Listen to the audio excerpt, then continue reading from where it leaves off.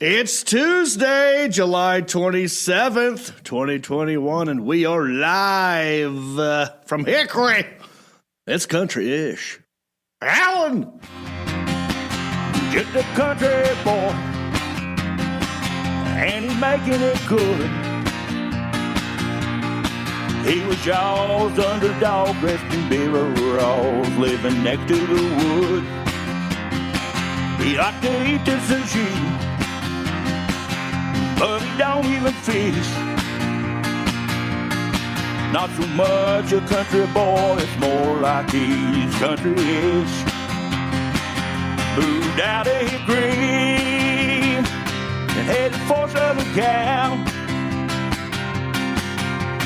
Wound up in TV and film, making popsicle proud. Now this country boy is back with his family.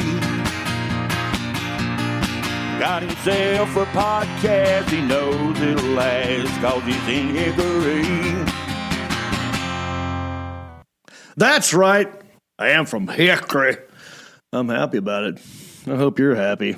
I really do. No matter where you're from. What up, Bumpkins?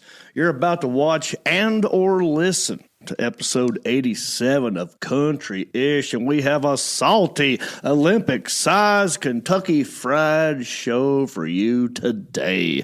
We're talking the movie The Exchange. We're going to get into that in a minute. We got Simone Biles conversations, Kerry Strugg trolling Toby Keith, and Kentucky crime sprees. But first, I want you to know we're not just live. We're a regular old podcast for your ear holes. We're on Apple Podcasts, Spotify, Pandora, iHeartRadio, Stitcher, Podbean, tons more. We're live right now on Facebook, YouTube, and Twitter. And we're growing a little bit. We're getting bigger, like almost exponentially, something like that. It's because you're doing a thing. You guys are sharing it, and I love it. I'm going to keep encouraging you to do that. So what I'm going to do right now, I'm asking you to hit the share button. But before I ask you that, a lot of times people are like, well, John, if I hit the share button right now, I'm going to miss a funny thing you do with your face because you're always doing something, with your eyeballs and your mouth. But don't worry. I'm not going to be funny at all for probably, hell, I don't know, maybe 15, 20 seconds. That's why I came up with this. It's a little thing where I just look right at the camera and I just stare right down the barrel of that camera and I beg you to share. It's called the share stare. Go ahead and do it right now. If I could make you share, I'd ask you to do it today. Please hit that arrow button that points this way. I want you to hit the share button. I need you to hit it now. Oh, that's weird looking at well, you're looking at me, Sean, while I'm doing it. You're sitting so close to me. Thank you for hitting the share button. Look how hard I'm working for you. I appreciate you doing it if you just did it. And I appreciate you in advance for when you're going to get around to it. I do appreciate it. Thank you. All right. But look, I got the great thing about being live is that anything can happen in this moment right now. I could do this. How would I do that if it wasn't July 27th at 8:05 p.m. Eastern Standard Time? You know what I mean? And I got two interns that are checking your comments. And I'm going to ask you a question right now. Do you talk to strangers on elevators? I want to know that. Answer that question in the comment section. And then one of my interns over here, they'll read it to me. And if it's hilarious or interesting, we'll read it on the show and give you a shout out. I got two interns. I got one sitting right here. Elliot, the intern, wearing the beautiful Hendrick Honda hat and gingerbeard mask. And, wow, he matched me today. Good-looking shirt. He's checking the YouTube comments. And then next to him, one of the new guys, quickly becoming a favorite of the Country-ish fans. I'm talking about Wes P. Pittman wearing the Cooters shirt. He's checking the Facebook comments. And how we doing today, boys? Good to see you. Doing good. Oh. Thank you for having me back. Also, I forgot to mention Wes's other job, sound effects. He's got the sound effects machine. Game time, baby. Very good. So we got a lot to do. Let's get right to it. Beforehand, my next gig, I'm very excited for this, will be in Kentucky. Sharpsburg, Kentucky. A little place called the Barnyard. It ain't just me. It's my good friend, Rodney Carrington. Me, Rodney, and Nick Searcy going to be doing a show July 31st in Kentucky, in Sharpsburg. You can get your tickets at johnreap.com. All right. So lots going on. Let me get to the man sitting across the table because that's what we do. We start here. And this guy, he's a legend, especially around Newton. I mean, this guy... They call him the fly swatter back in the day. Very tall. Clocks in around 7 feet, 83 inches tall. Used to play a little basketball for the Charlotte Hornets. Good friends with Kelly Tripucka. Good to see you, my man, Sebastian, sitting right across from me. How are you? Oh, that's great, dude. That's fantastic. Good to see you. It's good to see you. I missed you this weekend. I missed you. Oh, I was hoping you'd come to Charlotte. Well, I know. I couldn't get there. I know. You're a busy dude. Well, when I go to Charlotte, the basketball fans still. That's true. You didn't want to get mobbed. I didn't want to get mobbed. Well, see what I do for you, because I know you're big in Charlotte. Yeah. What I do is, you remember the movie Rudy? Yes. Remember how Rudy was hoping that his dad would show up? Was it Rudy? He would always leave tickets at the front just in case Dad showed up. Yeah. I just do that. I do that for you. And you did. I don't. Every show, there's always going to be 2 tickets do for that Sebastian. From now on. Now we don't have to call. You never do. I just do that. Yeah. And you still didn't come. I know. Oh, man. But I know you're busy, man. I know you're a busy dude. But we missed you. It was fun. I tried to get the tickets to sell them on the street, but I couldn't get them. How dare you. I hope you had a good weekend. I had a great weekend. With or without you. Charlotte, let me thank everybody who came to see me at the Comedy Zone in Charlotte. We packed the house Thursday, 2 shows Friday, 2 shows Saturday. I had a bunch of friends come out despite Sebastian here. I had Stamos was there. He came out. We had John Beaver come out. We had his wife. We had Marty. I mean, it was a big old party. Not only did my shows go great, thanks to all of you guys, also, Old Crow Medicine Show was playing Saturday night, and that was great. I highly recommend. I mean, Wes, you know Old Crow Medicine Show. Yes. I've seen them live, and they bring a lot of energy. They're great. Really good show. You know what I do? I base my opinion on people according to how they answer this question. Who sings Wagon Wheel? Old Crow Medicine Show. That's right. If they go... Not Darius Rucker. If they say Darius, I go, well... And not Southern Star. Look, it's not going to be as close of a friendship as I thought it was. I could still be friendly because I like Darius Rucker, but you know how it is. We had a great time. It was my girlfriend's birthday's tomorrow. I want to give a special shout-out right now to my boo-boo, my boo thing, my love, Jody. Happy birthday, sweet pea. Love you. Also... Right now, because it just now jogged a memory. It is Wes Pittman's birthday as we speak. Happy birthday, Wes! Thank you very much. Thank you. It's good to be alive again for another year. Yeah. What are you, 50? Still another year from that. Okay, 49 today. 49 today. 49. 49 years ago in Myrtle Beach, South Carolina. Oh, you were conceived or born? I was born. Oh, yeah, that would be the birthday. You were born in Myrtle Beach? Myrtle Beach. I'm Myrtle Beach trash. That explains a lot, dude. But we didn't stay long. I got my first misdemeanor at 4 down there, so we had to got priors? You got priors in Myrtle? Priors in Horry County. Well, you do anything special? I mean, is your wife going to do anything special for you? I mean, you're here with us today. Podcast, of course. But yeah, it's a family show. Well, I feel like we should do something. Stamos is sitting quietly in the corner. Why don't we hook him up with a drink or something? What do you got over there? You have anything special? What are you drinking? I'm drinking some lean. Lean. Yeah, lean cough medicine and Okay. and soda. Well, you enjoy. I don't have a cake or anything. I don't know what lean is. Happy birthday. Sizzle lean. Well, that's bacon. So anyway, Jody, I sang a happy birthday to her in front of everybody. It was special. Oh, mercy. Good time. Why? Yeah. What else could I tell you? Oh, well, I don't have pictures from that, but that's fine. So something else that happened. All right. We teased it last episode. And you came briefly for this. Yes. Sebastian made an appearance. I did. We were raising money for foster kids downtown Hickory. And there was a dunking booth tank. And I was asked to be a part of that. And before I got in there, well, the mayor was there. Hank Guess. And Alan Jackson, which one of these do we want to show first? Me having fun in the tank or the assault? Let's show the tank footage first. Okay. And then we'll show that. Yeah. So I had a good time.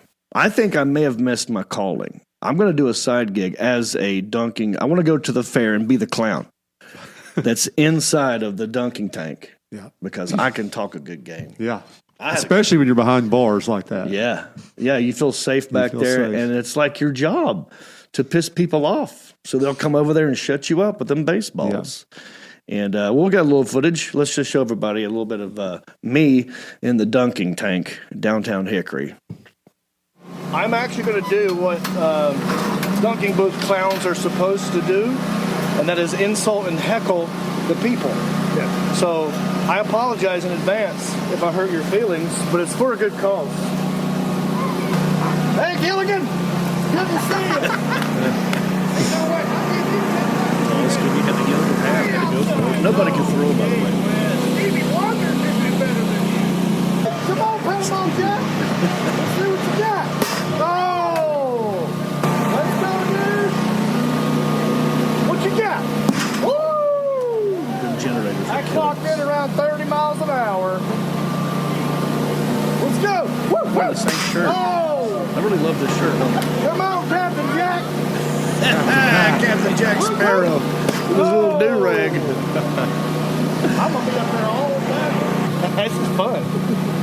I get to be an asshole. You haven't got wet yet. Hey, the guy in the muscle No, I was shirt. glad at this Let's point. go. I got it. Where's 'cause I my was beer? hot. It was actually. Let's go, Four Eyes. Let's see what you got. Classic Four Eyes Slam. I love that one. They throw like that to the Yankees? You look like a Yankee. Oh! Hey, I'll be here. You go practice and come back. Wherever you are, I believe. Shut me up. That the sun will go. I was trying to sing really bad on purpose. so people would come over USA! there. USA! I think I called him Kevin Hart one time, too. Come on, coach. Oh! Hell of a beer. Oh! Oh, there you went. Finally! Finally! I like that, dude. You made me win. Hey, you ain't never thrown overhand in your life. Let's go. Look at this shit. Come on, Lenny. Oh! I see a pair of Crocs. I know I'm going to be fine. Oh, no. Oh, no.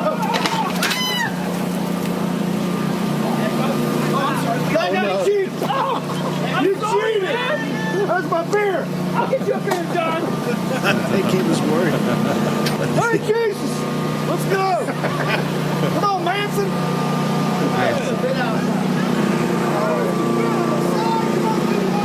Woo! I actually knew that guy, but I forgot I know him. He looks totally different. That was very close. Very close. But you know what? Close don't count. Mr. Clean, let's go. Little low. Little bit. That's playing. Come on, Flat Bill. Let's do this. Oh, Flat Bill. Bring the heat I now. like giving people nicknames.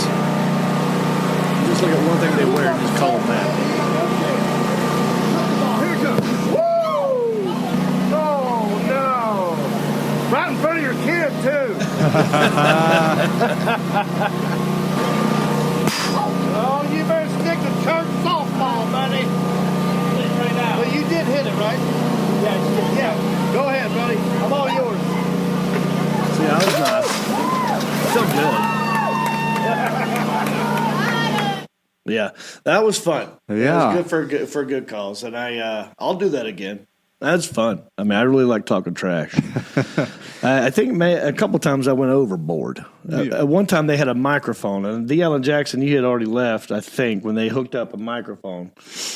And I had this microphone. The first thing I said, and I got up on top of that board, I said, "Anyone who can hear me right now, know this. You are a loser." Like, I just started insulting everybody. I was like, ugh, that's a little too much. But it was a good time. Now, another thing that happened. I have a hat. Stainless, can you grab me the Mayor of Hickory hat that's sitting right here? I saw you wearing the hat in the booth. Yeah. So the current mayor, Hank Guess, Yes. was there. He was in the dunking tank before me. And so when we got there, Hank was already in the tank. Hank was in the tank. And, man, he's a trooper because he was wearing, like, a suit in the tank, Really? in water. I mean, like, he had already been dunked or something when we walked up. He was soaking wet, standing there with suit and tie, just standing there behind that fence, you know, just the cage, just standing there by himself. And I'm like, man, no one's over there. And I was wearing this hat, Mayor of Hickory, because I'm still running for mayor. As we know, it got delayed to 2022, so I have more time to work on my campaign. But he didn't even notice that it said that on my hat until I brought it up to him. And then I was assaulted. No. I know. Thank you. That's how I felt. I was like, wait a minute, I might have a lawsuit on my hands right about now. So if I don't win, you know, the right way, I got attorneys. Yeah. You know what I mean? So anyway, we have footage of it, and you make up your minds, and you tell me what happened in this moment when I pointed out to the mayor that I was wearing this hat, which I'm allowed to wear this hat. I mean, it's not true yet, but it's not it a will MAGA be. hat or anything, is it? Well, it's just, this says Mayor of Hickory. You know, it's not factual yet.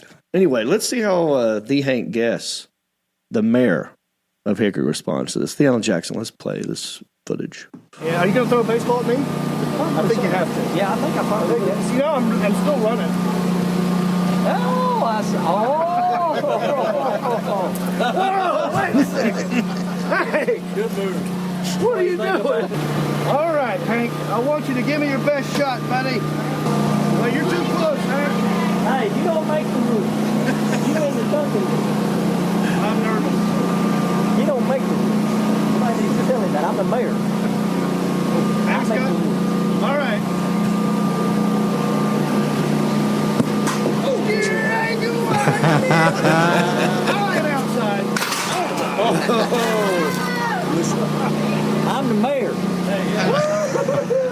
I make the rules. Thank you. That felt really good. I was hot. Avenge me! Avenge me! I believe I've got a lawsuit on my hands. Was that an assault and battery? Look, I don't know if it's legal to rip a hat off a man's head, but I'm going to look into it. That's what happened in that Floyd Mayweather fight where you see where he took the guy's Floyd's hat off. Okay. I mean, you don't touch a man's head or his headgear. It's dangerous. Yeah, so let's go to my interns over here. What do you guys think? Elliot, what's your opinion on this? Well, he used to be chief of police, so he should know better. He should know better. He should know better. Yeah. I should also know better to pick a fight than the ex-chief of police, which I'm not.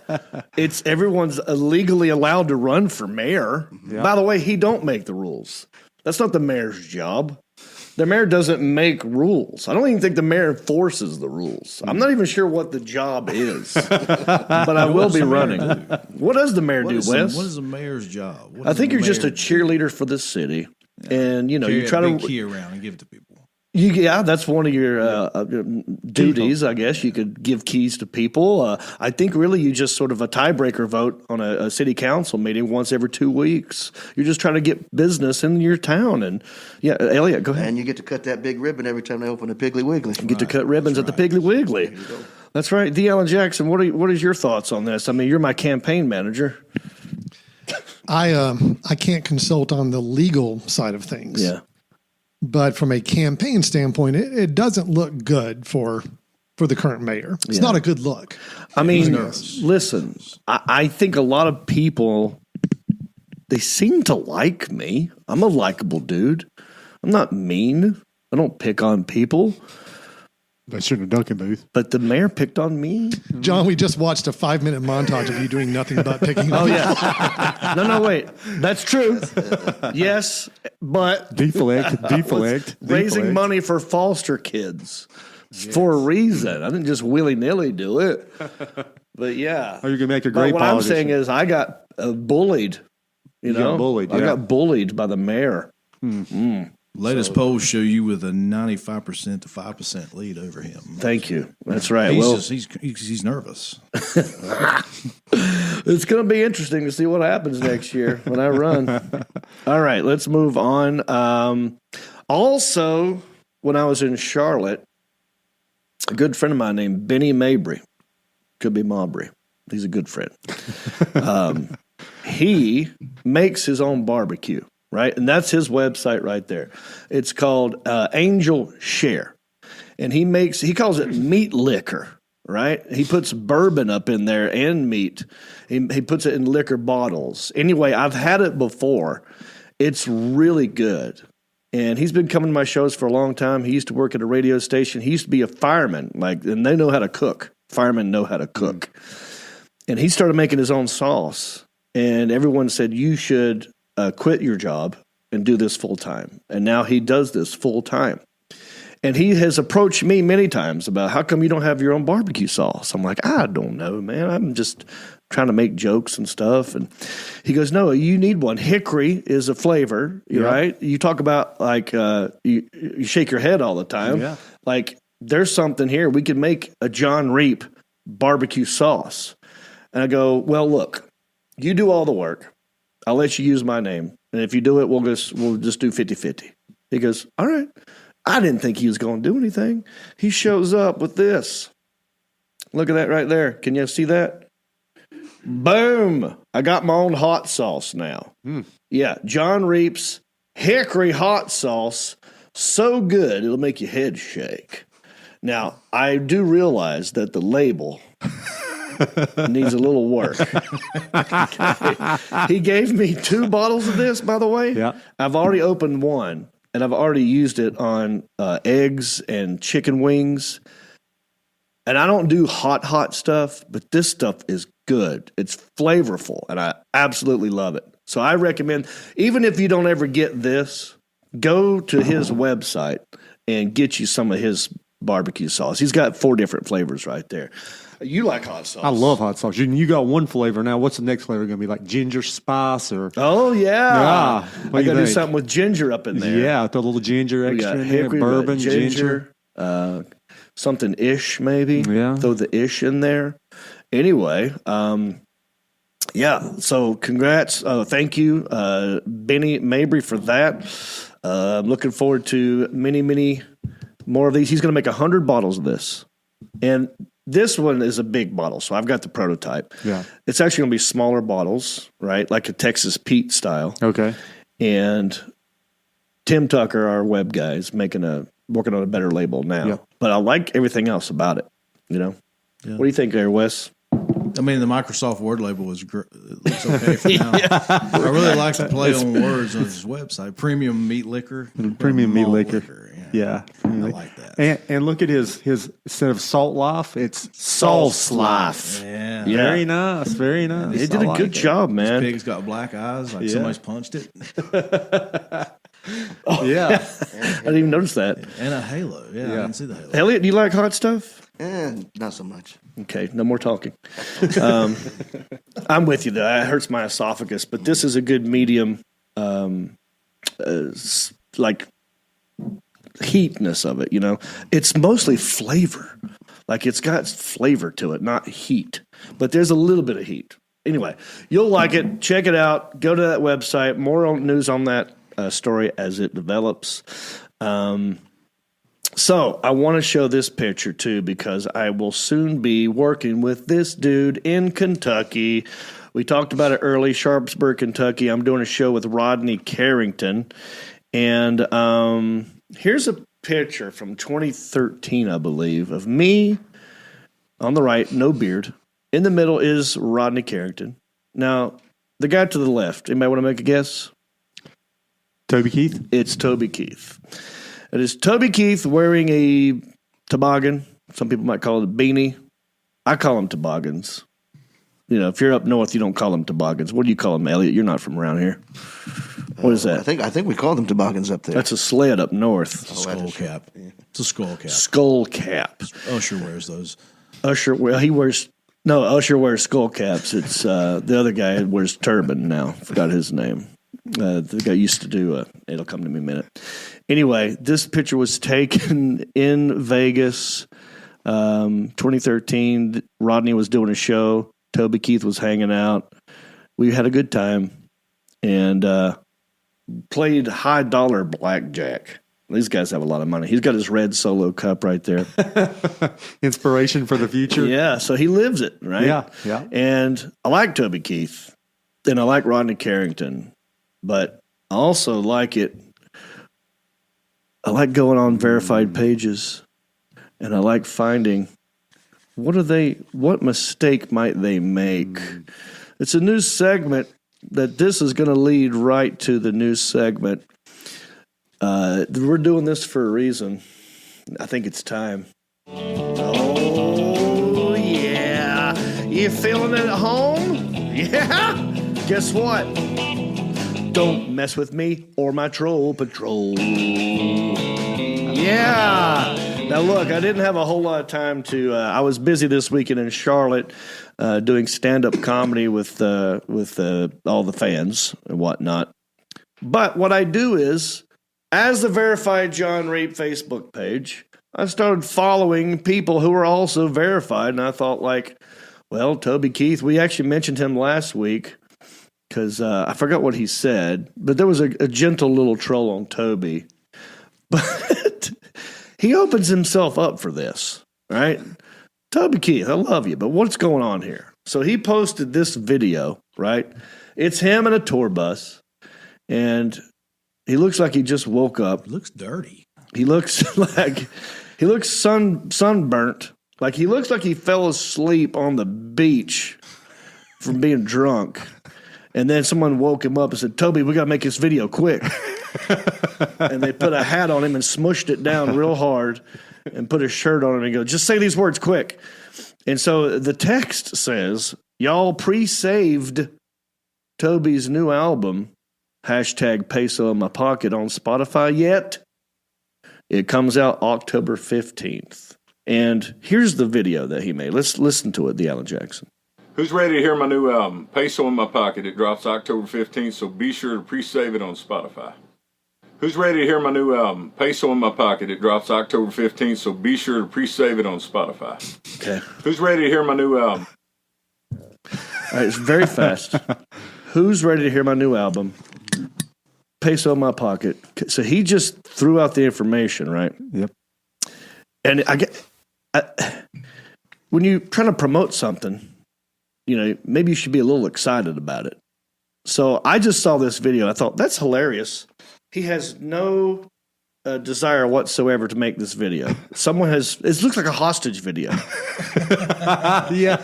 He's in the Middle East. Is someone on the behind the camera's got a gun going like, you got to say every little point that I told you that Peso in My Pocket. When's it come out? Are you ready? Pre-sale. All of it. 7 seconds. And so it looks like so I just left a comment. And if we scroll down the Alan Jackson, my comment was, I answered his question. I was like, yes! To be honest, I personally was not ready. But then you sold me on the idea with this very enthusiastic, in-depth video. Thanks, buddy. And so far, 158 people. I mean, I just did this yesterday. Maybe I did it today. Wasn't that long ago. So 158 people have reacted to that. And there's a lot of people who are in on the joke. I'll read you some of their comments. Joe Coe says, back at it. I see, because of the troll patrol. Andrew Powers, I like his comment. This dude says, I've seen more people. He goes, I've seen people more excited about getting a colonoscopy. I mean, he is not into this video. See, guys like him who are like they're filthy rich, like they've already made it before there was a Facebook. Yep. And now he's got some guy on his team is making him do these videos. You know, it's like, trust me, you got to do it, man. Everyone's doing it. He's like, who's ready to blah, blah, pay some pockets? Can we go now? Like, I bet you right when they stop this video, he's like, are we done? Like, he probably yelled at somebody on his team after this. Steve Sanders said, the man does look like he just woke up or something. Yeah, he does, right? Looks like he just smushed Peso in my pocket, it drops. Yeah. Oh, and he's saying drops. I'm sure he didn't. He probably never said drops before. That's new lingo. Go ahead, let's hear it again. I love it. Full screen. Mm-hmm. Who's ready to hear my new Peso in my pocket? It drops October 15th, so be sure to pre-save it on Spotify. I think he's reading off teleprompter. He might be. There might be a little cue card. 15th, so be sure to pre-save it on Spotify. He does have the red Solo Cup again. He is dedicated to the red Solo Cup. Is that an all denim outfit he's wearing?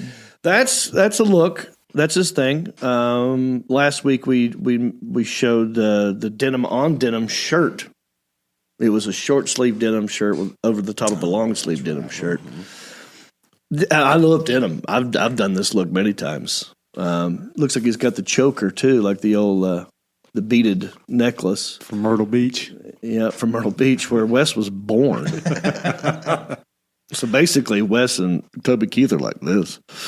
Yeah, we met at Eagles one time. You what? We went over to Eagles and went to Southern Pancake House for breakfast. You and Toby? Yeah. Stopped by the Gay Dolphin, did you? we were in the same hall at the Golden Villa. Oh yeah, top floor. Yeah. All right. Well, look, that's the only troll I got for you this week. Any questions so far? How are we doing? Any interesting comments? Is anyone saying anything about talking on an elevator? There's a reason why I asked that question. Yes, I had one earlier. Where? But it scrolled down. Lost it. So far, it was this guy was, and I couldn't pronounce his name, so I couldn't bring it up anyway. Right. But he said that he'll talk on the street to anybody, but elevators and toilets, it's off limits. Oh, I get that. Yeah, because when you're in an elevator, it's like a private little space. You know, hopefully it's just going to be a 30-second trip. Why struck up a conversation, right? Elliot, what about you? I feel like you talk to people all the time. Pretty much, yes, sir. Yeah. I try to exchange pleasantries in an elevator, but maybe not a long conversation. Someone did say, though, that they were claustrophobic, so they were just, their main interest was just getting down to or up to wherever they were going safely, and they didn't have any extra oxygen for conversation. Yeah. Yeah, that's polite. That's considerate. I try not to. I don't say much. I do one of these right here. I go. That's nice. I don't say a word. I'm not sure what the word that's coming out of my mouth is, but it sounds like this. I'll do it to the camera. Hey. It's not hey. It's not how you doing. It's like a mix of all of it. Hey. Yeah. You hear it in there? I'm saying hey and how you doing at the same time. Yeah. Hey. What about you, buddy? Is that good as statements? You almost did. He's weird. He's just sitting behind me in my damn blind spot. I'll talk to people in elevators. Yeah. Yeah. Well, we're going to get to that in a minute. This next segment has a sponsor. Oh. Yeah, we are sponsored by Hendrick Honda of Hickory. Yeah, baby! I love my new Honda Passport 2021. You in the market for a new vehicle? You have to go down to Hendrick Honda Hickory. Talk to the good people down there. They'll hook you up. Sometimes they got hot dogs hanging out, too. Get you a hot dog at Hendrick Honda of Hickory. And tell them John Reap sent you. There's a lot going on out there. So what I do in this segment is I go to Twitter, right? I simply click on your hashtag, right? And then I click on what's trending. And I find something in that category that I think might fit into us. And It's a segment that I like to call Ooh, it's the best trends. Here's what you're talking about. All right, here we go. Hashtag Simone Biles and Kerry Strugg. Oh. Like some Which little one do you girls. like? Like some little girls.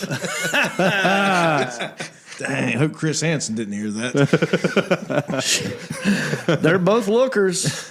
I mean, Chris, well, Kerry and Simone. Yeah. Very pretty people, beautiful smiles. But here's what's going on. As you may or may not know, Simone Biles pulled out of the Tokyo 2020 Olympics. She's saying that there was a medical issue.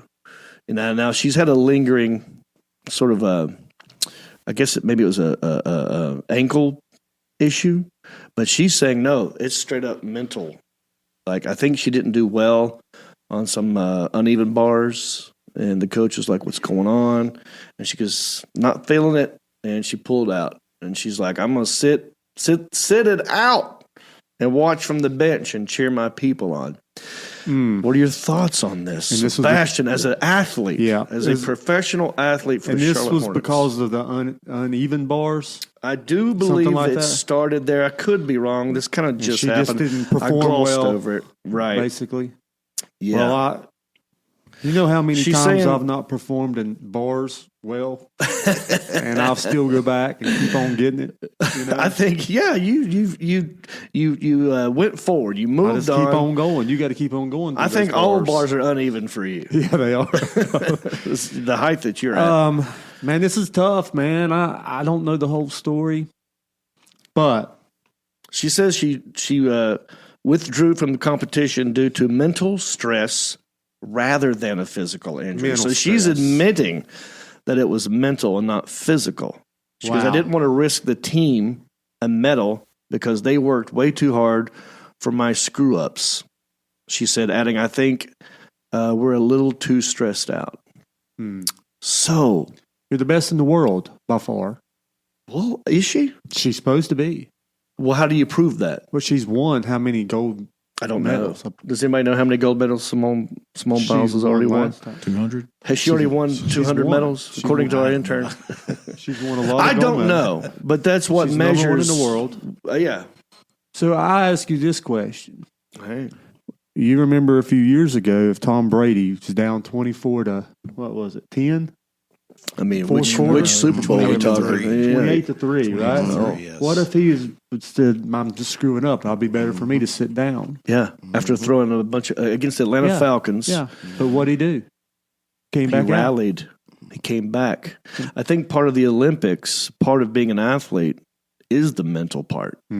I mean, some might argue it's mostly mental. You know, so that's what people are talking about. Her pulling out. Now, the only reason Kerry Strugg happens to be in the news as well is because they're talking right now. You know, they're going they're drawing comparisons between Simone Biles and Kerry Strugg because Kerry was physically hurt. Yeah. Right? Continued the Olympics. We saw it happen.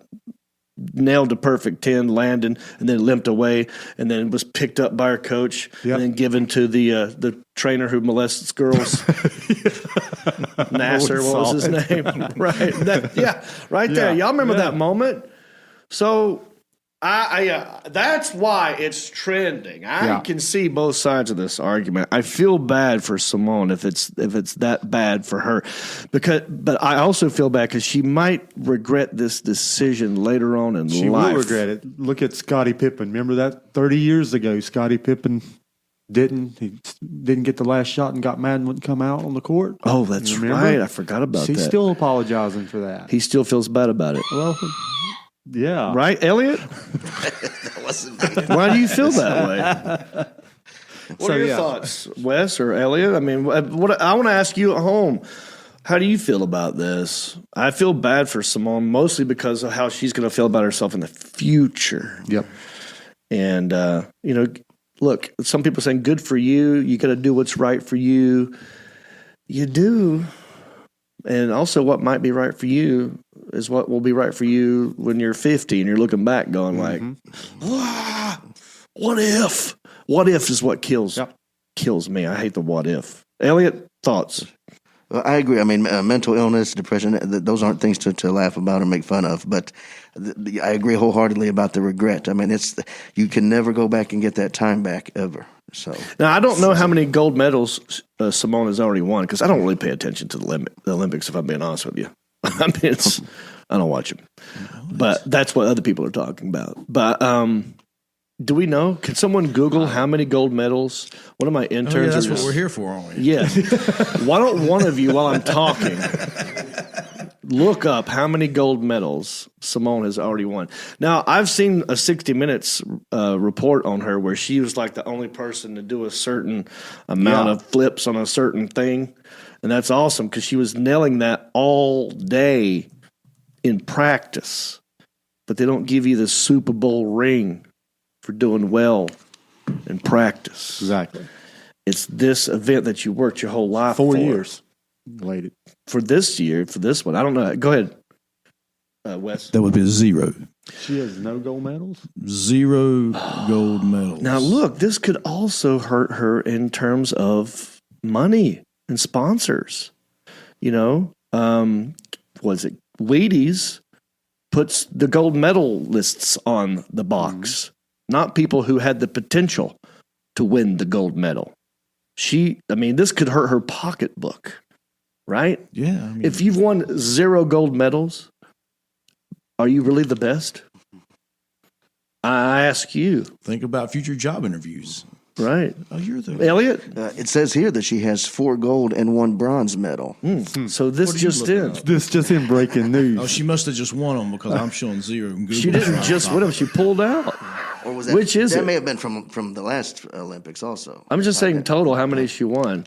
There's probably, I don't know, how many Kerry of it. Strugg 0 win. gold medals. Let's put Kerry Strugg up against Simone Biles. And now hiring a Google agent here Right. at the Countryish Podcast. Y'all look that up and let's figure it out as I move on. Because also today, not today. So this podcast comes back out as an audio podcast on the Fridays. As I'm talking to you right now, which is why I want to know your comments, because we're live right now. It is July 27th. It is 8:44 p.m. Eastern Standard Time. Now, this will come out as an audio podcast, and when it does, it'll be July 30th. And on July 30th, there are 2 national days that I want to talk about. Did you have any new information? No, not yet. Okay. I'm showing 1 silver medal is all she's won. Elliot, you guys talk this out. Okay, we'll work it out. We'll hash it out. You guys talk it Using out. Bing or Google? All right, because on July 30th, be quiet about it. July 30th, 2 national days. It is National Whistleblower Day. Whistleblower Day. That's right. National Whistleblowers Day on July 30th commemorates the day our founding fathers recognized the need to protect those who report corruption when they see it. The day reminds us to honor and support the people who speak up about fraud, abuse, or waste, also known as Karen Day. Snitch Day. Karen Day. Okay, Elliot, yes. Okay, yes. Would that fall under the purview of someone taking your hat and throwing it into a dunking booth? That could fall under abuse for sure. You might need to blow a whistle. I believe I was abused. I believe so. By the mayor. Is that who you want to lead your city? A guy who abuses other people? Local, celebrities who are just trying to do good and raise money for foster kids? The poor kids. I ask you. Right? All right. So, what about you? You ever snitched on somebody? Yeah. You ever blown the whistle? I've blown the old whistle. I've been asked as a cable guy one time to walk into an apartment and say, the site manager said, "Tell me if they're smoking weed." Oh, really? Yeah. He wanted you to rat them out for smoking the marijuana. Yeah. Did you? I walked back out and said, "I didn't see any weed, but it smelled like a lot of skunk in there." Oh, see? That's middle of the road. Yeah. You made him happy. You didn't hurt But the then other the cops people. showed up, and then they were screaming at me out the window, calling me snitch. Right. So, yeah, it's bad. Well, I think there's good snitching and bad snitching. Mm-hmm. You know what I mean? If it's for safety and the betterment of humankind, then I think it's allowed. Yeah. Thoughts, Wes? I mean, I agree with you. You agree? I would never snitch. Yeah. What if Snitches get stitches. That's what they say. That's what I've heard. Those are prison rules. Yeah. We're out of prison, guys. We're allowed to do the right thing. All right. It's also, I like this one, national. And these days are stupid. I don't know who decides what day is what or why this happens. July 30th is also National Talk in an Elevator Day. Okay. On the last Friday in July, National Talk in an Elevator Day encourages us to strike up a conversation with someone in an elevator. While most of us use this time to check our smart devices, this day points us in another direction. Whether we ride with a stranger or someone familiar to us, start a discussion. You might meet someone new. If you're riding with someone you know, try to learn something new about them. You got 10 to 20 seconds to do that too. Right. During COVID. Yeah. Yeah. Close quarters. Yeah. Pull your mask down. Get right in their face. Ask them, have you been vaccinated? No, I mean, I don't talk in the elevator. I try not to talk. In fact, I went out of my way not to talk to Sacha Baron Cohen, who we're going to get to him in a minute as well. The guy who does Borat and Bruno. Yeah. I did the last season of Eastbound and Down. He was on an elevator with me, but we hadn't been introduced yet. And I was just like, I'm going to be that weirdo who talks to a guy in an elevator. Because I could tell he wasn't comfortable. You know, you can tell when people don't want to talk to you. And they walk in, they just look at the ground. That's a signal. So I don't know how I feel about National Talk in the Elevator Day. What are your thoughts on I think this? you ought to get rid of that. Yeah.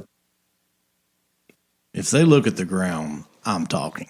Oh, yeah. Oh, you like it. You're a rebel, huh? Do you ever fake being on the phone when you're in the elevator so nobody will talk to you?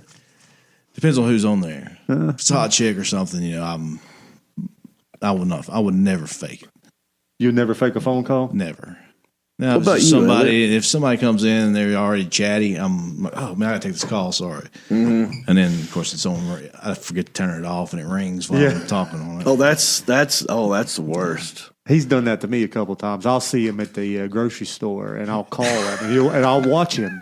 I've watched this happen. It happened Really? one time. Yeah. I was like, I see him over there. I'm like, hey, I see these Wes's at our old store that we used to work at. And I thought, oh, this would be nice. I don't ever call the guy. So you called him? I called him, man. He looked at the And phone. you're looking at him. And he's like, Nope, back in his not phone. right now. Not today. Oh, that's hilarious. And then he saw me as he walked out. And hey, man, I just missed your call. Oh, yeah, I saw you miss it, dude. I saw you swipe left on it. Wow. So I bumped What's into your him excuse on that one? That's funny. Happened one time. one time. He was on my first five friends. Did you but have a never- lot of stuff on your mind? Were you using your phone to look at a grocery list? No, I was checking out. I was had my card. I was you self said it was checkout, showing calls. I was like, I'll call him back when I get out. Oh, Put man. it in my pocket. I look up and there he's standing. Of course, he's 8 foot tall, so you see him. Right. Anyway, Day. I pronounce these as they come in.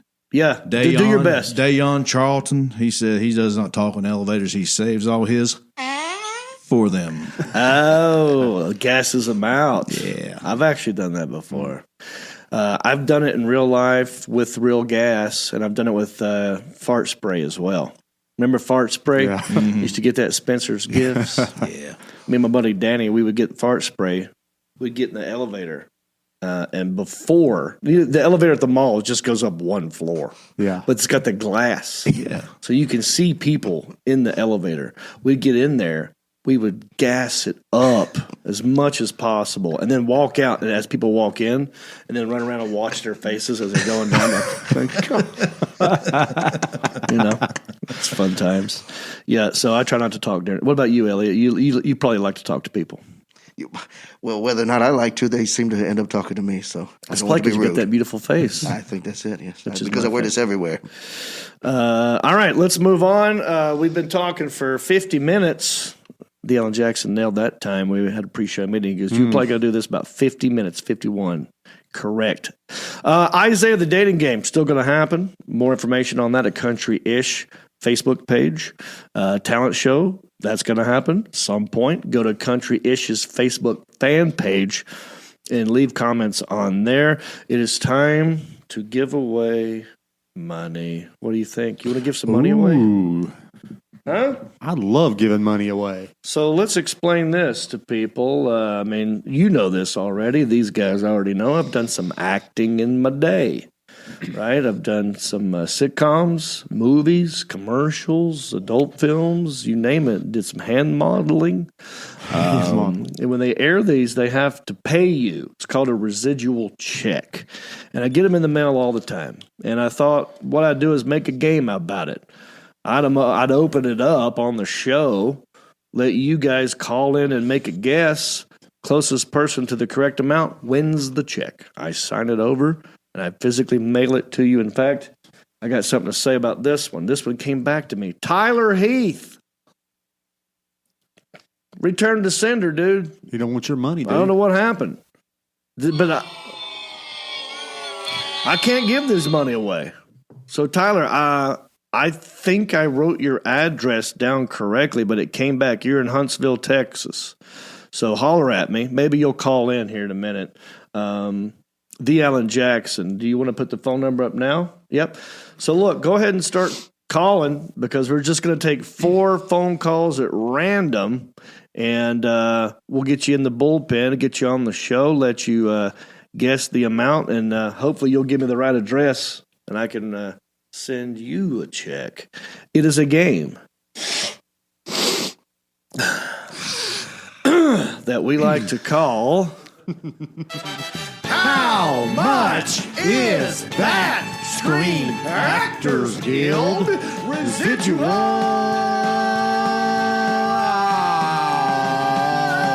check? We have a bunch to choose from. Look at here. You pick one at random. I'll open it up, and we'll start off with some in-house guesses. Wes, have you played this game yet? Yeah. Okay. We're going to do real close last time. some in-house guessing. And you at home, you watch Read My Poker Face. That'll tell you how close their guess was and how you should make your guess when you call in. Got the check right here. Okay. Oh, he's smiley. You already know what it is. It must be Eastbound and Down. Eastbound and Down, man. I'm telling you. Is this a Sebastian Cohen episode? This was chapter 29. This is for internet rental only. Okay. 1 check, 1 episode, just internet rental. Sebastian, we'll start with you. Last time I went too low. How much is it? I'm going to go Christopher Columbus today. $14.92. Give me that check. You said last time you went Too low? and then this time you said how much? $14.92. Should have flip. Should have flip. All right. Okay. I don't know what that means. I don't either. Do you know what it means? Should have took them 2 guesses and switched to Rusum from last week to this. You know what I mean? Yeah. Anyway, you're locked in at 14 something or other. Let's go with. We'll go with seniority. So, Elliot. Well, just because I'm older than everybody else here? Yeah, you're older, and you're wearing the same shirt as me today. It's. Yes, I mean, I don't know how I feel about it, but it's. I appreciate you dressing up. How much is this screen? $11.77. $11.77. Closer to Tim. Not great. But you're heading in the right direction. Oh. Wes P. Birthday boy. His Sean guessed 14.92. He went 11, and that's. I'll go $1, Bob. $1. Well, let me just give you. It's I'm not teasing. Price is I'm Right teasing. rules. Just so, in case you're worried at home, we don't do Price is Right rules. You This can is go over. horseshoes and hand grenades. It's Yeah. whatever's closer. All right. Now give me your real guess, Wes Pittman. $4.92. Okay. $4.92. Closest one in the room. Not dead on. But if we were handing out checks in here, I'd have to give one to you, birthday boy. So you won in here. Now let's see if the people at home can do better. Right? The Alan Jackson. Are there people on hold? Yes, sir, they are. All righty. So at random, I want you to pick somebody, welcome them to the show, or I'll welcome them. You just let them in, and we'll get to know who it is, and we'll see if they can do better than Wes P., the birthday boy. All righty. John Reap here. Who am I talking to? Hello. John Reap on the phone. Who am I talking to? Michael Barker. Michael Barker? Is that right? Hello? Give me a little volume. Yep. Michael Barker, are you what? Are you talking inside of a closet? I can barely understand you. Where are you calling from, buddy?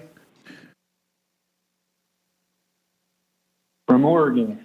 From Oregon. That's why it's just a long way to Oregon. Yeah, it takes a minute for the long travel. A lot of cloudiness there. It's bad weather all the time in Oregon. JK, what part of Oregon, Michael Barker? Newport, Oregon. Ben Four? I don't know. I can't understand him. Newport. Newsport. Newport. There it is. I like the enthusiasm. Newport, Oregon. I appreciate you calling in, my friend. What do you do for a living, buddy? Let's get to know you. Work for the city. I feel like he's on. I think he's at work right now. Yes. And he's not supposed to be on the phone, and he's trying to. And he's trying to be incognito. He's like, I work for the city. Don't stop asking me questions. Let me guess. Am I right, Michael? Just say yes or no. I'm going to ask you yes or no questions so it's easier on you. Are you at work right now? I'm not working, no. All right. No, I'm not at work. What do you do for the city? Maintenance worker. Okay, well. Keep everything looking nice. Well, we appreciate your service, buddy. All right. I hope you've been watching. I hope you've been listening. Do you watch Eastbound and Down? Did you ever watch that show? No. I've heard about it, but I've never watched it. Well, do yourself a favor. It's not great because I'm in it. It's just great. And I'm in it. It's on HBO. You can stream it on HBO Max. HBO Max, yeah. So, how much is this? Let's go, Jack. $6.28. $6.28. How do you hear this and I don't? I speak Organian. Organian? Yeah. Oregano? You speak oregano? I love oregano. So is that, tell me the guess again. $6.28. Does everybody agree on that? Okay. Correct. Okay. Michael, right? Yep. Okay. You are locked in at that. The Alan Jackson, put this young man on hold. He's working just enough for the city. Let's get the next caller on here, see if they can do better. Hi, John Reap here. Who am I talking to? This is Nina.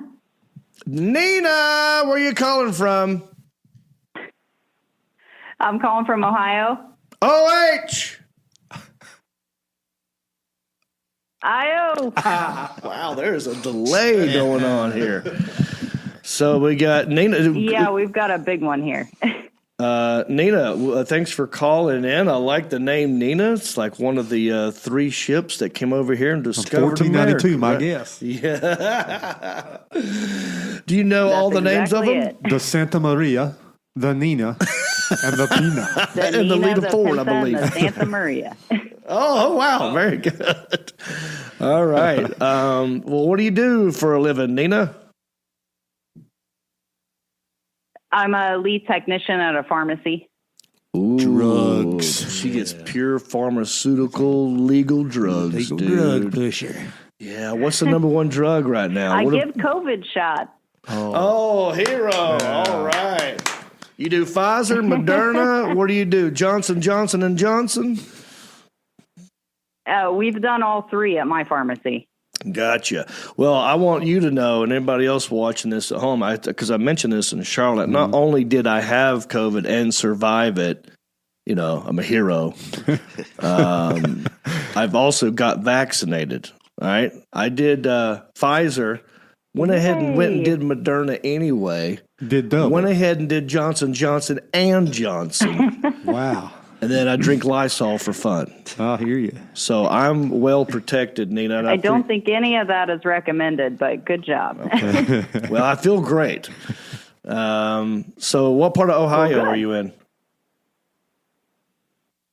We're in a little town called Leesburg you have never heard of before. Leesburg, founded in 1908 by the Lee. I'm just kidding. All right. You aren't far off. Wow. I bet she don't even know either. That's okay. Most people don't know anything about the town they grew up in. They find out later. Nina. It's a village, though. Oh, it's a village. Even better. Nina, how much is the Screen Actors Guild residual check? $7.27. Oh, look at that face. Ooh. Put her on hold. Hold the face. It's a delay. Wow. Let me just say something. Yeah. Wow. Okay. That's a great guess. I don't want to say anything else because we got two more callers, and I don't want them to get any hints. So quickly, the Alan Jackson, put them in the show before they hear Nina's guess, because if they're on hold, they don't always get to hear exactly what's happening on the show at the same time. So whenever you're ready, the Alan Jackson, please let them into the show. All right. John Reap here. Who am I talking to? Caleb. Caleb? Yes, sir. What are you doing, Caleb? Watching your podcast. What about you? Yeah. I'm on Just trying to figure out what county you're from. Well, I'm from Gaston, but I live in Catawba. Oh, okay. He's right. I live in Mountain View. Mountain View. All right. Did you say, because you said it real fast, which I thought was amusing. Did you say Caleb? Yes, sir. Wow. But you My said friends like, call me Club. you said it like this, Caleb. Like I still got it, Yep. but it was very fast and very abrupt. Would you agree, Sean? I would agree. But you was able to interpret that one, which you did not interpret the other folks. Because he's so close. So he's right down your street. He probably run by Caleb. Hey, go check on my mom real quick. Make sure she's okay. Someone came through the yard a couple weeks ago. Came through the damn yard. Caleb, what do you do, buddy? What's your job? I work for City Electrical. City Electrical. Duke Power? No, we're an electrical supplier. We supply like power boxes, light switches, just electrical equipment. I buy from these guys. I owe these guys money. Oh, man. Caleb, can you get rid of my account? Caleb, do you know Sebastian? I just started there, so I don't know. He just started. Oh, you just started. Are you born and raised here? Yeah. I'm from Gastonia, but yeah, I've been in Hickory for about 7 years now. He's from Gastonia. Dude, have you heard about, my apologies, number one. Have you heard of the Honey Hunters? Yeah. Yeah. More on that to be later. I'm going to talk about the Honey Hunters. Wes, what do you know about the Honey Hunters? I don't know much about any honey hunters. I know Wes too. Caleb, you know Wes? Caleb, you know me? Yeah. Oh, how we know each other? Yeah, I worked very briefly at LFR. Is that right? How briefly?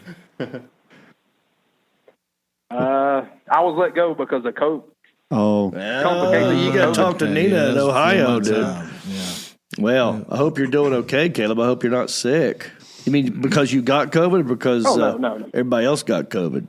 No, I thought I did and had to be out because of the results being so long, be getting back. Yeah. And I completely understood. Got your wires crossed. Great company. Speaking of electrics. All right. How much, Caleb?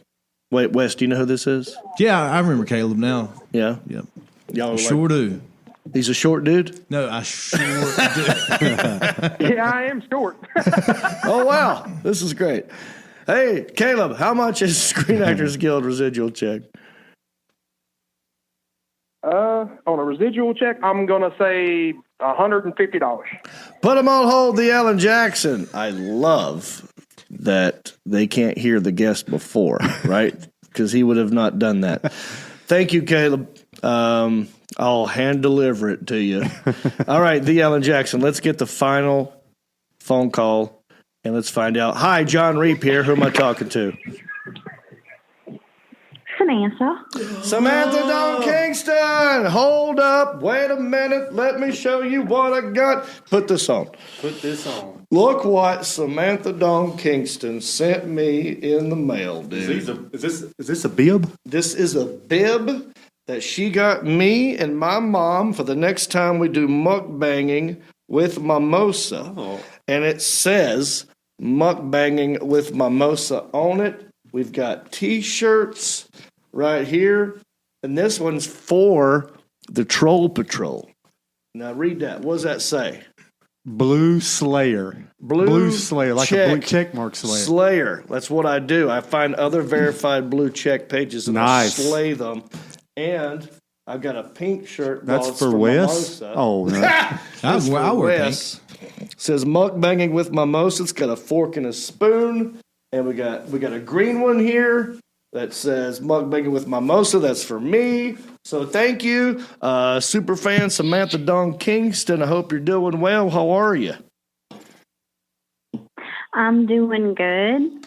And I have another shirt that I will be sending to the P.O. box as of tomorrow. Oh, wow. Well, do you want to give us any kind of spoilers or just have to wait and be surprised? Wait and be surprised. Okay, will do. All right. Samantha, thank you for calling in. Thank you for all you do. Thank you for your continued support. Wes just sent you a kiss. I heard that. Doesn't she sound? She has the loveliest voice, doesn't she, Wes? I know Samantha and I, we're real close Facebook friends. Oh, very good. Yeah, I like all her stuff. She likes Happy mine. birthday, Wes. Thank you, Samantha. Yeah. Hopefully, Samantha, if you call him, he'll answer your phone call. I will never ignore Samantha Dawn Kingston's phone. Samantha, Only would you like for Sebastian. me to give you Wes's address? Oh, No, she's I'm out of good. here. She got in the car and floored it. I don't want to talk to Wes. No, we heard a car. It sounded like you were in your car and you just bolted off. Where are you calling from, Samantha? They think it's a drag strip through here. I'm in Virginia. I know, but like where? In the parking lot? In the middle of the road? No, Mount Sydney, right on my front porch. Oh, so you that was a car that just came by. Elliot, would you like to say hello to Samantha? Hello, Samantha. Thank you so much for all of the cards and prayers, and Linda really appreciates it as well. So God bless you. Thank you. You're welcome, darling. Wow. So now we got to get Samantha's guess because this is, look, I keep it honest. Closest one's going to get the check, no matter who I'm rooting for. Mm-hmm. So Samantha, you tell me, how much is the Screen Actors Guild residual check? $7.31. Say it one more time. Say it again. $7.31. Oh. All right. She's a pro. Put She's her a on vet. hold, the Alan Jackson. It's going to be interesting. Now, normally would have Mark Havaball run this check in there. Elliot, you want to stand up without knocking anything over and hand this to D. Alan Jackson, and you can run it back in here to me. Let me just tell you something. It's close between two people. I can already tell you. Yeah, it's only 10-cent difference between two people. Then you already know. I can tell you who's out. Well, Caleb's out. He's out. That $100. Very optimistic, Caleb. Welcome to the show. You've probably never watched this segment before. You will learn the hard way. But keep calling in because I have given away a check for how much? Remember the big one? $902.76. Yeah, it was a big one. It was a doozy. And so, What was that for? a lot of checks are small. That was for Tig Notaro's One Mississippi on Amazon Prime, and it was bought out by some other foreign company. And so it was a big check because it was bought out. Yeah, I seen that. That was actually really good. I was really proud of my work on that one. If you check me out on, I think it's still on Amazon Prime. Tig Notaro. It's actually it's a show called One Mississippi. I'm in the second season. Lee Allen Jackson. Do we have a winner? Yes, sir, we do. All right. Well, let's not waste any more Would you like time. for me to bring them on back on the line? Yeah, let's just get them back on the line and congratulate whoever this winner is. I think I might have a clue. All right, they are joining you right now. Congratulations. Who am I talking to? Samantha. Samantha! What are you going to do with all that cash? Oh, man, I stepped over your... I want you to take that check and give it to your daddy for his shakes. Oh, well, thank you for that. My daddy will enjoy some shakes, although right now he can't be sucking through a straw because he had all those That's right. No, he'll get spoon fed. I mean, he loves pudding. I mean, right now he's just doing soft food because all of his upper teeth were pulled out. And so he's still recovering from that. But the shakes will always be appreciated. And thank you, Samantha Dawn Kingston. Send my love to you and yours, okay? Mm-hmm. I got your address, so don't worry. Do you want the check? Yeah, so John, her guess was $731. Okay. So that's the closest to the final amount. I right? haven't given you the actual amount. She guessed $7.31. Nina guessed $7.27. This check is for $7.37. Samantha was off by 6 cents. 6 cents. Also a great movie of Separation. No, that was Haley Joel Osment. It was 6 cents about I see dead people. Yeah. Yeah. What'd you say? Separation. It's 6 degrees separation. 6 degrees. Yeah, that's a Kevin Bacon thing. Yeah. Two separate things, but I know where you're going with it. Thank you. Samantha, congratulations. Here's what I'm going to do because I want to reward not just Samantha, but also I want to reward Nina for getting so close. And this has never been done before. Never been done. I'm going to send this check to Nina because Samantha didn't want it. What? Samantha didn't want it. She wanted to give my dad a milkshake. I'll do that with my own money. But I'll send this in the mail to Nina. Is Nina on the phone? Mm-hmm. I am. Oh, my goodness. Nina, that was so close. I have to reward you, okay? Are you excited? Oh, I am so excited. I am very excited. I'm like beside myself right now. Me and Sebastian have a question for you. Okay. What are you going to do with all that cash? I don't even know. Well, look, all you got to do... Upgrade your internet service. Yeah, upgrade your internet service. All you got to do is go to... That's what I'll do. Go to countryish.com, click on the contact section, and send me a email from the website. Remind me of what your guess was, your name, and your address, and I'll get this out in the mail to you. Okay, Nina? That is so awesome. I love you guys. Well, we love you, too. You do good work. Spread the word. We're trying to grow. Hit that share button, right? Do me a favor. Hit the share button. You can do it when you're done, but do it at some point. We got a lot more show to do, man. We got two amazing people, a writer and a director. Both of these, one of them worked with Borat. One of them's worked with David Letterman and The Simpsons. They got a new movie out. We're going to talk to those guys. We got a great small town news story, but we got to take a quick break. We'll be right back with more country-ish after this. Hey, everybody, John Reap here, and I want you to go cruising with me. Not in our cars, but on a ship. Yeah, let's take a ship together. It's the Reaps Peeps Comedy Cruise, November 6th through 11th. This year, we leave out of Port Canaveral, Florida. We go to a private beach in Haiti where they have the world's longest zip line over water. We're going to Nassau, and it's 5 days, baby. I'm doing a podcast, I'm doing karaoke, and I'm doing stand-up comedy, and we're even doing Diamond Dallas Page yoga.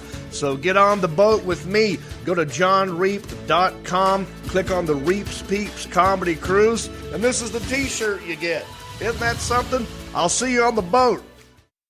Hey there, are you a business owner? Do you have a product that you're trying to sell? Well, maybe I could help you.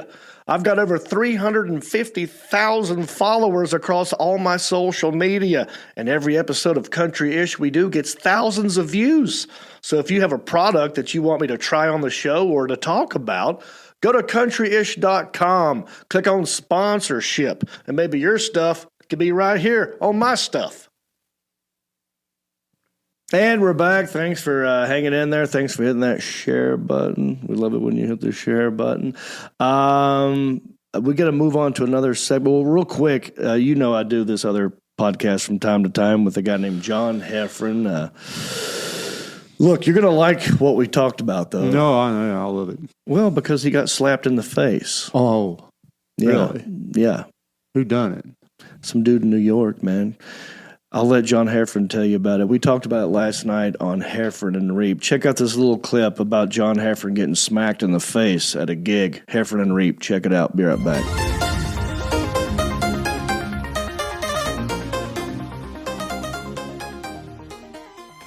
So I go do my corporate event. I'm in, and they send a limo because there's no green room, and I'm performing outside in a park for a Rotary Club in this really rich area. Wow. And they raise a lot of money, and they do a lot of great things with it. And it's a cigar and steak thing, right? So I'm in the back. So I'm sitting there, and they go, "This guy so and so, he's a president or vice president of this of the hospital." You know, so I'm assuming he's got a rich guy. He looks at me and goes, "You're the comedian?" And I go, "Yeah." You know, and he palm with his hand comes out of nowhere like you're throwing a hook and smacks me on the side of the face, open like big palming hand, just hit me in the ear and goes, "You better be funny." To the point, I mean, it was a smack, dude. It was an open, it was bah. And then the guy goes, "Here's John Heffron." I literally go from ringing ear and I get on stage, and I was literally one of the first you things out of my perform mouth is I go, how old is too old to get in a fist fight? I literally start talking about it like the second I get on stage, and I couldn't let it go. Then I get off stage, and everyone's around. The guy who brought me there is like, "Hey, great job." How much time did you do, John? Huh? After that slap, how long was your set? I did like 30 minutes, but that's all I was supposed to do. Right. Okay. So I get off stage, and I don't know, there's a local ice creamer there, and they hand me this little thing of ice cream, and I'm talking to the money guy. The other guy isn't around, and he comes back over, and he says something again, and he does a little shove. So then the limo driver, the Sicilian guy, comes over. He goes, "This is I can't do his voice, but he's like, 'This is the second time that guy could touch." And I'm like, "Yeah." Right. I go, I don't know if anyone's handing me a check, or is this just, you know, yeah, there's pride, but it was also a lot of money. So I'm like, let's just, and I go, I don't know what to do right now. I goes, let's just go. And we got a piece of pizza, and we jumped in the limo, and I went back for 2 hours, and I was just livid the whole time. The last time I told the guy, I go, "Did you hear my bit about you keep your hands to yourself? Like, you're kind of touchy like that." Yeah. And I don't know if I had to look, you know, I have a I don't know why I didn't. I still think about that. I think about that. I laid in bed, and then one time I was in DC, and I bought donuts, and as I was walking, this guy who was like 6'6" walks right towards me, him and his couple of his buddies, and just grabbed the donuts from my hand and did the, "What are you gonna?" And I was like, I just lost my donuts. You know what I mean? like you could, but like though I have a couple of things that I lay in bed and I just wish I could. We would go back and do those moments again, and in your mind you beat the crap out of them, and and smack your fly head, around like throw an Superman. elbow and John, get ready. Ooh, can you believe that? Can't believe it. Dude, that would, my blood boils when I hear that story. Don't hit people, right? Stop bullying people. Don't assault people. I'm talking to anybody, okay? Whether you're the mayor or not. Don't hit anybody. Don't matter. Anyway, don't forget. Well, we got another assaulting story coming up here in small town news that involves, well, not really assault so much, but there's a crime spree involved. But, is he ready right now? Yeah, zooming he's in? here. Oh, He's here. good. He's ready. Okay, so check this out, dude. He's from across the pond, right? This dude right now, it is like 3:22 in the morning because he's zooming in from jolly old England. There is a new movie coming out. It's called The Exchange. And I've seen the trailer, and it is hilarious. It is about a foreign exchange student. I'll let him tell you the whole thing, but this dude has done a lot of amazing things. He has worked right next to Sacha Baron Cohen in many things. Borat, Bruno, Ollie G, and I am pleasured and honored to have him on this show. Let's not waste any more time. How do I look? You look right. Fantastic. Let's not worry about that because after him, we got another guy zooming in who's the writer of the film, Tim. So anyway, we're going to do back-to-back Zooms. Let's get him on here right now. Who's zooming? I'll tell you who's zooming. Dan Mazer. Take another look and tell me that. I want to talk to you about this exchange program. Super way to make friends, learn about the world. I'm here with Tim Long, awaiting the arrival of a young man from Paris.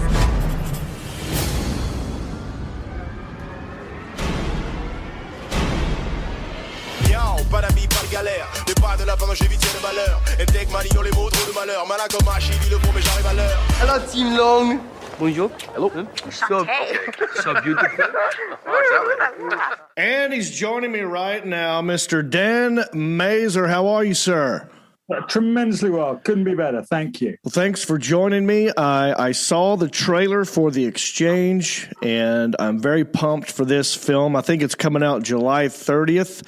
In theaters, on digital, and on demand everywhere. So, this is awesome because I had an exchange student in my neighborhood, and something very similar happened in my life for real. And when I saw this, I'm like, we got to get this guy on.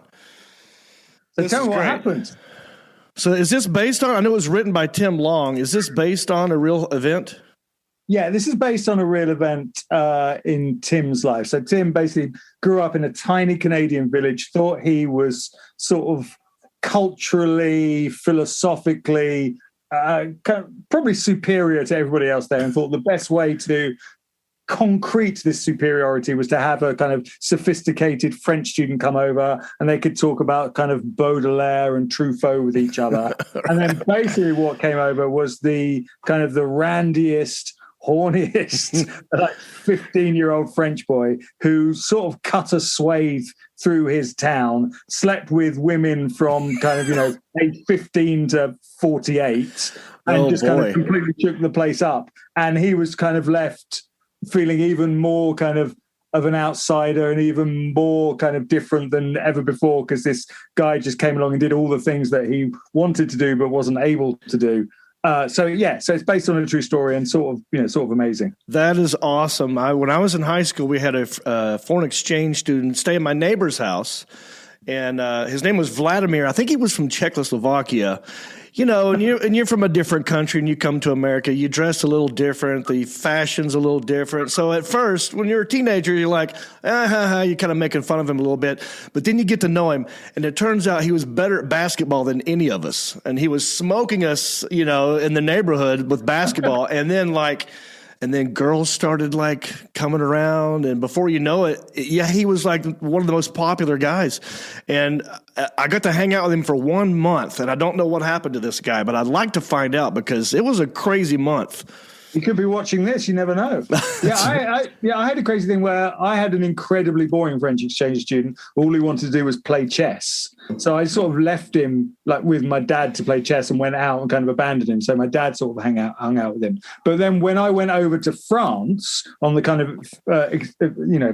other leg of it, for some implausible reason that has never happened to me since, I was incredibly attractive to the local French girls. They're, like, for whatever reason. I know you look very surprised seeing me. I can understand the nature of your surprise. I get it. But I remember just being absolutely traumatized because I'd never coped with female attention before. And I basically got sexually assaulted in a church by this kind of incredibly sort of behemoth of a 16-year-old fully developed girl. And I was sort of 14 at the time. And I just didn't know what to do with myself. And she just thrust herself at me. It was amazing. Like I went back to France every year after that, and I hoped that it would happen again, and it never did. I love your work as well. I was looking up your stuff, and Sacha Baron Cohen, all the stuff that you've done with him is amazing. No, I've worked with Sacha now, but we were writing the other day, and we worked out that we've been working with each other for 23 years. Yeah.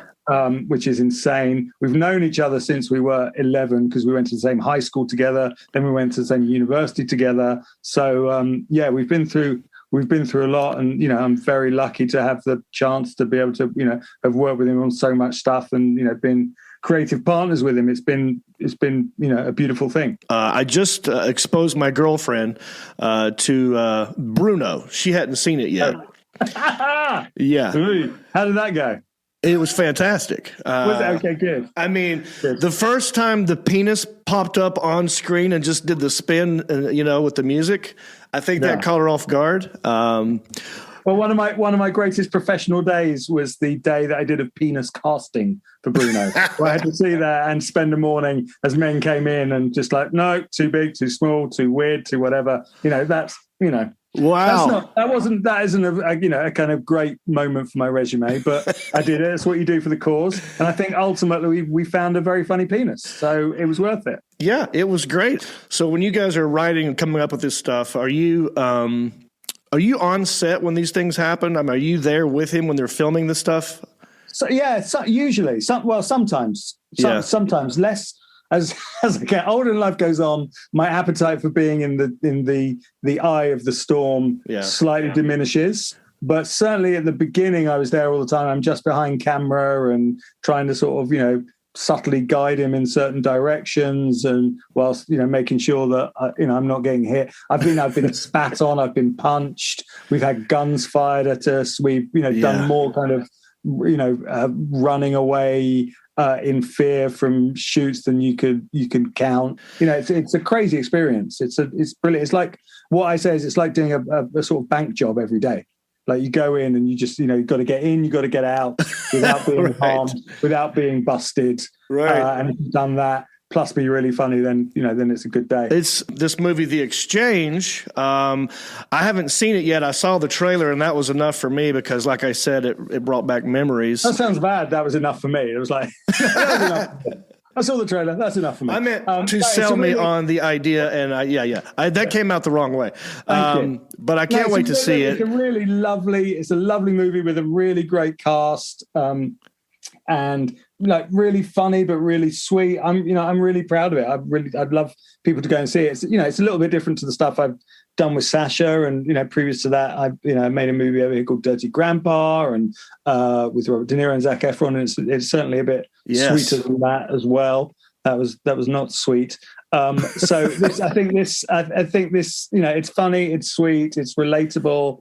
I'd love people to go and see it. How did you find the casting for this? Did you guys know about these actors beforehand, or was it just a casting sort of call? It was like we threw out, and and this is our age group. This is what we're looking for.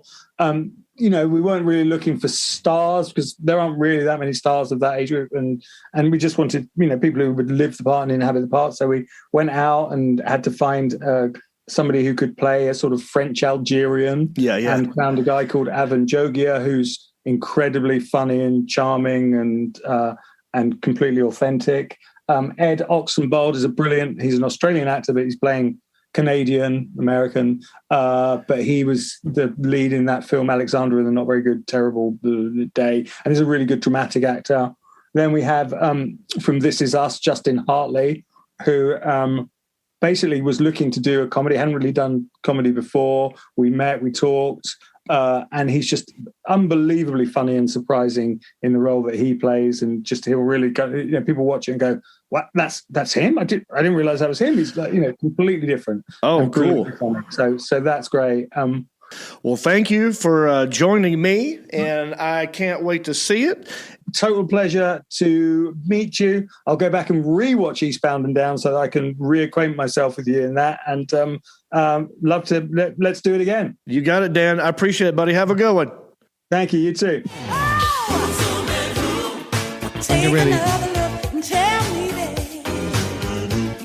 All right, Dan Mazer, and also because we have another guy from the film, he is a writer of the film, and both of these guys have agreed to Zoom in right around the same time, and I'm a huge fan of this guy's work as well. He was a writer for The Simpsons. He used to be a writer for Dave Letterman, and this is my wheelhouse. Wow. I don't want to screw this up at all.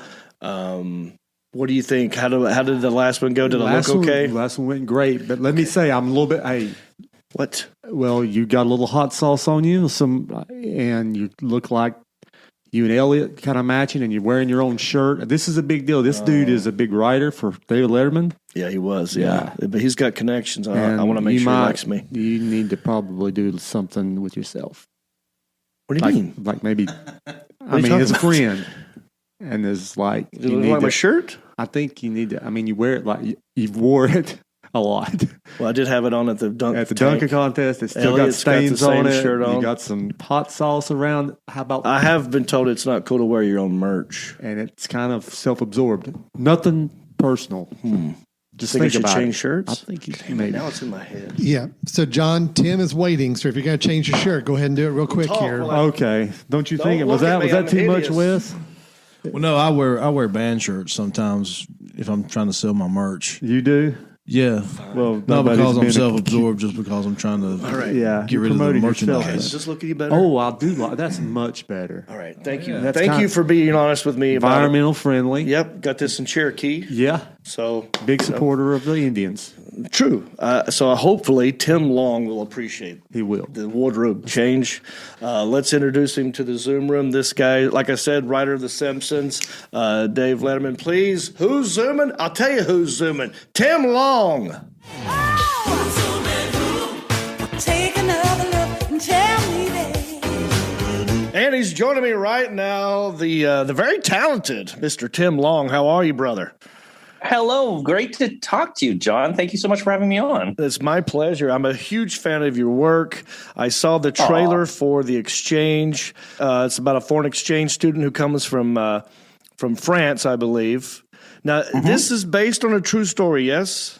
Yes, it's loosely based on a true story. I would say the line I keep saying is it's 60% true. Yeah. The Tim Long character, named after me and based on me, is just as big a self-deluded idiot as I was as a teenager. Okay. But everyone else is fictionalized. But yeah, I did have a foreign exchange student, and he was very different from what I expected. Wow. Okay, so that's based on a real person. Then that was the guy from France, the guy that he was. Yeah.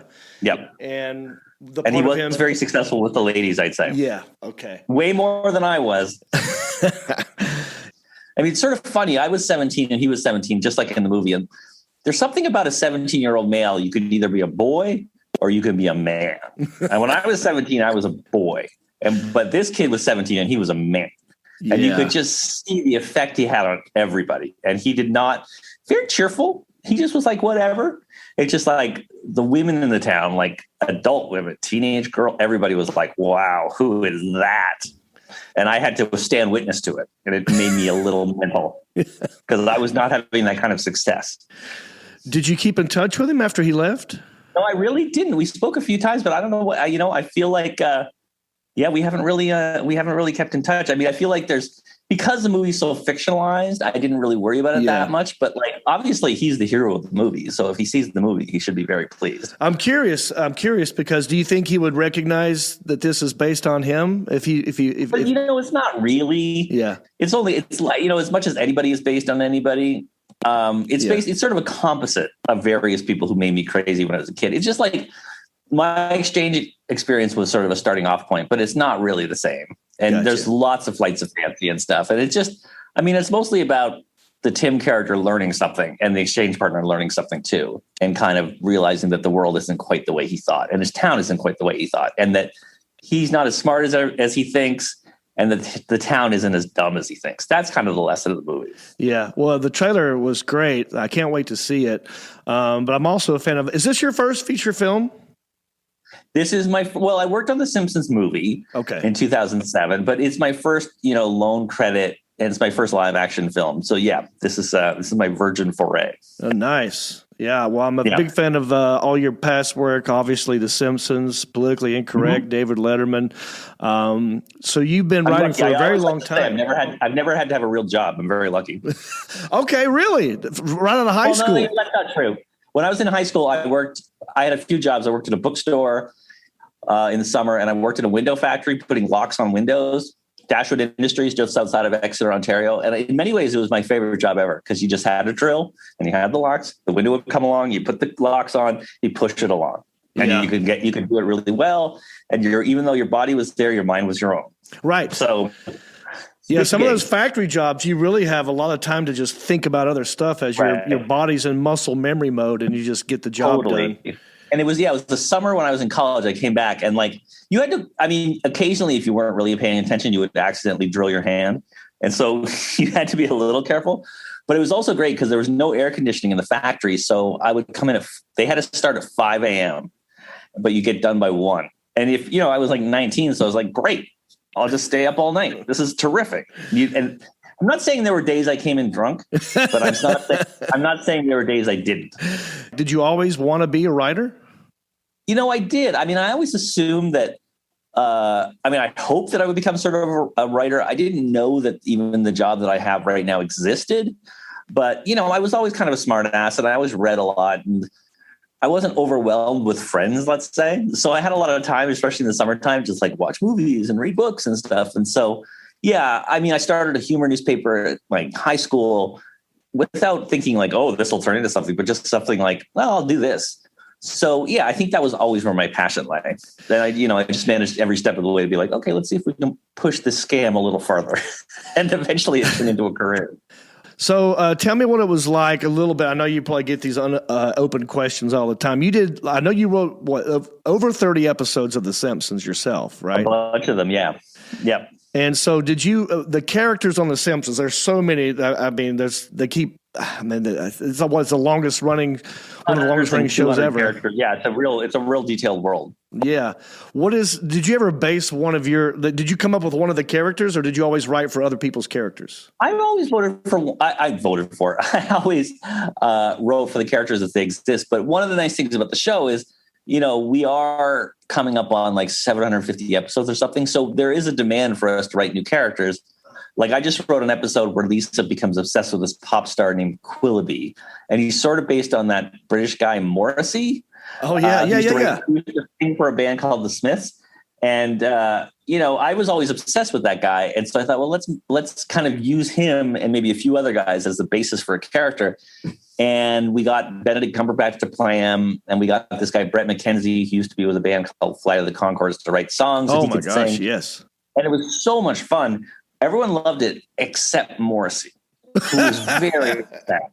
His brand is he's sort of a sensitive guy, and he did not take well to it. And he issued some pretty lengthy screeds on Facebook. And, I tried to explain it's not entirely based on him and whatever, it's satire and stuff. But boy, he really was very upset with me. And now I feel like I can never see one of his concerts again, because his mopey fans will beat me up if they're not too depressed to do so. Richard Donner just passed away, sadly, but right. I heard that you might be doing a musical of Goonies. There was talk of that. I think that may be a dead letter now. Who knows? Things always get revived. But, Yeah, we worked on that for a while, and he was so great, and he was so kind to me. And he and his producing partner was his wife, Lauren Schuler Donner, and they were so great. Yeah, he was like relentlessly kind to me, and boy, what a guy and what a life. He'll be missed. Well, I would love it if you could get back on the Goonies thing. I would, believe me, no one wants that more than me. That'd be great. Yeah, well, it's one of my favorite movies growing up, and I can't wait to see The Exchange. Let me know how you feel about it. I think it seems to be getting people who see it seem to like it. So I'd be really curious to hear your opinion. Well, thank you so much for taking the time to do this. Comes out July 30th in theaters, on digital, and in demand everywhere. Go see The Exchange, everybody. Thank you so much, sir. Thank really you, appreciate Tim it. Long. I appreciate you doing Thank this. you. I'll talk to you soon, man. Bye-bye. Take another look and tell me that. Tim, hey, everybody. We're back. I love me some Tim Long. Check out the movie The Exchange. Coming out soon. Look, we've been going a long time. It's already 9:42 p.m. I've changed clothes. And we've been teasing this story. Are we live for real? Okay. We have been, I just went with it. We have been teasing this story all episodes. People want to get to it. I'm going to read you the dang headline. All right. Check this out. Ooh. Are you watching the Olympics, buddy? I know you are. I think I have a new event. A Kentucky woman goes on a wild rampage and tries to get away by stealing 3 separate vehicles. There she is right there. That's the redneck triathlon, dude. 3 separate vehicles. The crime spree started last Saturday in Greenville, Kentucky. I'll be in Sharpsburg next week in Kentucky. This is in Greenville, Kentucky, when authorities say 41-year-old Tiana Duncan broke into 2 homes. I don't think she was looking for porridge. I think Goldilocks here was looking for crack rocks because she then broke into a 3rd home a few miles away and stole a truck. But nobody cared because it was a Ford. Just kidding. I drive a Toyota now. I don't give a crap about Ford or Chevys. She then busts through the garage door and took off like the Kool-Aid man on crack. This girl was ram tough. She continued driving the stolen truck until she got stuck in the mud near a farm because apparently she didn't have a put it in 4-wheel drive and it didn't have a Hemi. Yeah. But then she ditched the truck and attempted to make her escape and get this, a kayak. She tried to escape in a kayak. Apparently there was a creek nearby. Like she got out of the truck. Did it have a kayak on it? No, it was just one laying next to a creek or something. Right? Yeah, this is a scene from a movie. Yeah. Right? She got in the kayak. Have you ever been kayaking? Yes. I mean, well, I don't do the kayaks when you get, like for me, I can't get, I don't want that. I don't the one that you just sit on top of, not get in. I'm not getting in because you flip. Right. I've not been in one, but I mean, it's not the fastest escape vehicle, right? I saw Deliverance. I know how it don't end well, these things, but I mean, it'd have been faster if she found a sewage pipe and crawled through it like Andy Dufresne. I mean, a damn kayak. After having no luck in the kayak, she then jumped onto a John Deere tractor. So this is the 3rd vehicle. The worst getaway driver of all time, by the way, picking all these slow things. You wouldn't want to rob a bank with this chick. Quick, Tiana, how are we getting out of here? Let's jump on that giant tortoise over there. What about that 3-toed sloth? 3-toed sloth. They're extra slow. So anyway, she started driving the tractor when she accidentally lowered the bucket and tore up 3 driveways. Wow, this is a country music song right here, dude. She tore up 3 driveways. She was tore up and then tore up 3 driveways. Well, like most construction workers do. They tear up your driveway and then charge you for it. You know, we'll get to it next year. The crime spree ended when she finally got the tractor stuck in a culvert because objects on drugs are bigger than they appear. We have a picture of her. There she is. She's attractive for that knot. Don't you Well, think? I mean, she looks scary to me, When but you- not bad. I mean, that is probably what drug would you say? That's probably meth, maybe crack. Probably. Very, very skinny. She looks intense. It looks like she's trying to hypnotize you right here in this picture. Trucks, kayaks, and tractors. Somebody write this country music song. That's I'm pretty good begging looking you. after that. Right. To what she's been through. Yeah. I mean, every one of us in here has been with worse than this. Don't raise your hand. She was taken into custody and charged with criminal mischief, burglary, public intoxication, grand theft, and not so grand theft. It was a kayak. I just wish Waylon Jennings was still alive so he could write the last verse to the perfect country and western song and invite this lady in there. But yeah, that's in Kentucky, and the town may have been small. And I forgot to even set up the damn Elvis. Yeah, thank you, Justin Clyde. Town may be small, but the news is huge. Yeah, so what surprised me was how quick Tim Long ended the Zoom interview, and all of a sudden I was here. You were here. And we're going long. Thanks to Tim Long, and thanks to you, and amazing podcast and my interns. We had a great time in here. Did you have a good time? I had a great time. Sound. Go home and get my birthday present. That's right. He's happy birthday to Wes again. Happy birthday to Jody. Happy birthday to whoever gets one coming up. We got to wrap this puppy up. Any final thoughts? Huh? John Reed. Yes. Elliot. Could I please remind everyone that Eric Martin of Mr. Big will be performing at the Main Sellers City Club on Friday, August 27th, and you can get your tickets at bit.ly/Eric Martin Hickory NC. Let me think about it. Anyway.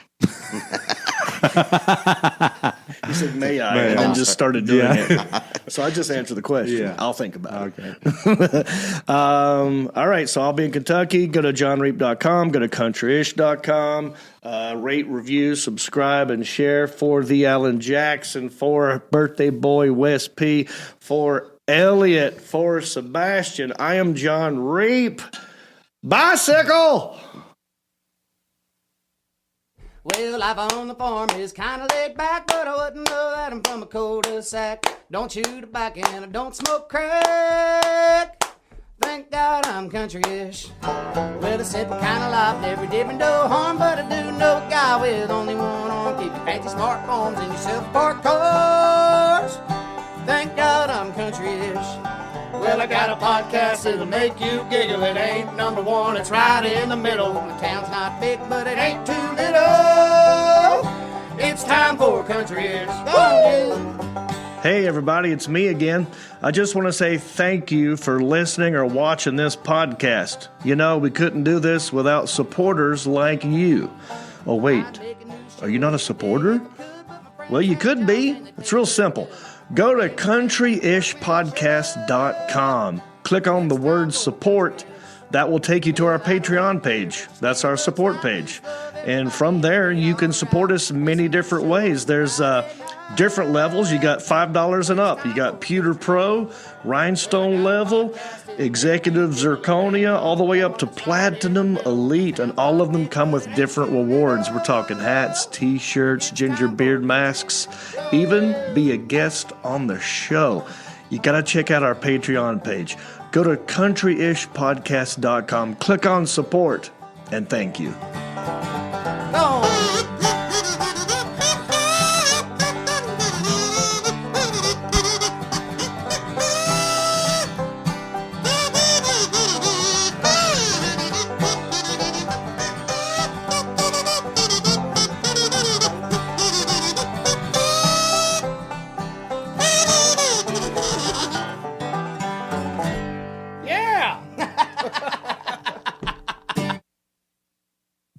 Hendrick Honda of Hickory.